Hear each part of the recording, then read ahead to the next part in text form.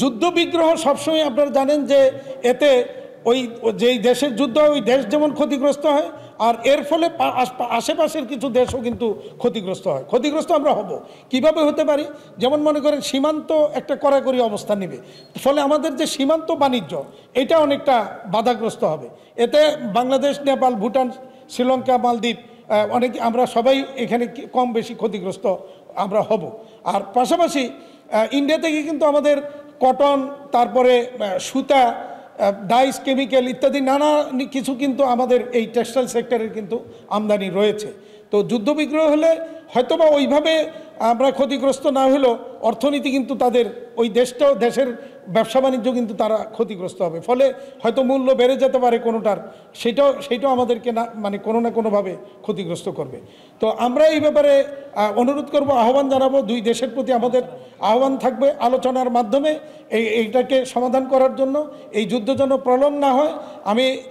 বিশেষ করে আমি অনুরোধ করব ইউরোপিয়ান ইউনিয়ন হোক বা বড় দেশগুলি হোক, জাতিসংঘ হোক, যে কোনো দেশের বা এদের এই ধরনের সংস্থার অভিভাবকত্বে আলোচনার মাধ্যমে যেন এই বিষয়কে সমাধানের দিকে নিয়ে যাওয়া হয়। যুদ্ধ বিগ্রহ সবসময় আপনারা জানেন যে এতে ওই যেই দেশের যুদ্ধ হয় ওই দেশ যেমন ক্ষতিগ্রস্ত হয়, আর এর ফলে আশেপাশের কিছু দেশও কিন্তু ক্ষতিগ্রস্ত হয়। ক্ষতিগ্রস্ত আমরা হব কিভাবে হতে পারি?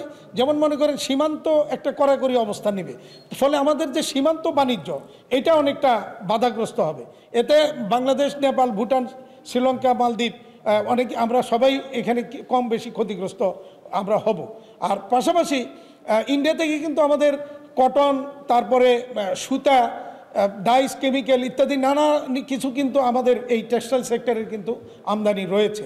তো যুদ্ধবিগ্রহ হলে হয়তোবা ওইভাবে আমরা ক্ষতিগ্রস্ত না হলেও অর্থনীতি কিন্তু তাদের ওই দেশের ব্যবসা বাণিজ্য কিন্তু তারা ক্ষতিগ্রস্ত হবে, ফলে হয়তো মূল্য বেড়ে যেতে পারে কোনোটার, সেটাও আমাদেরকে কোনো না কোনোভাবে ক্ষতিগ্রস্ত করবে।